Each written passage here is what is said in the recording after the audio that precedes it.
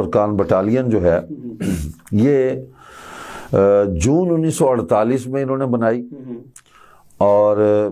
جون 1950 تک یہ جہاد کشمیر کے یعنی سلوگن کے ساتھ، جہاد کشمیر کے سلوگن کے ساتھ یہ لوگ فرقان بٹالین انہوں نے بنائی کہ جناب ہم پاکستان کے لیے، ہم اس کے دفاع کے لیے، اور پاکستان سے محبت کا جو مروڑ ان کو اٹھا ہے، اور اس میں یعنی مرزا ناصر ان کا تیسرا وہ بنتا ہے سربراہ، جی سربراہ، اچھا وہ اس بٹالین کا سربراہ تھا۔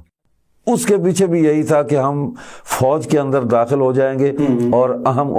مناصب پر ہم قبضہ کر لیں، اور اس کے علاوہ میرے خیال جاسوسی تو وہ کرتے ہیں، جی وہ کرتے ہیں۔ تو یہ فرقان بٹالین اس وقت انہوں نے بنائی جو سن 50۔ اب جہاد کشمیر،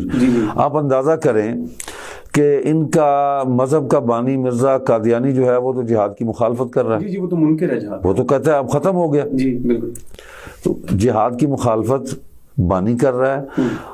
یہ تھرو اور جہاد کی مخالفت کرتے آ رہے ہیں، اور جب کشمیر جو ہے وہ وہاں پر انڈیا نے حملہ کیا اور وہ ہمارے یعنی اس حصے کو وہ مزید چھیننا چاہتا تھا، تو اس وقت پاکستان کی بہادر افواج تو لڑ ہی رہی تھی، یہ ان کی معاونت کے لیے آگے بڑھے کہ ہم بھی اس جہاد میں شریک ہیں۔ یہ وہ جہاد کہاں سے ہو گیا؟ تمہارے لیے کیسے ہو؟ ہمارے لیے تو ہے، تمہارے لیے تو نہیں ہے۔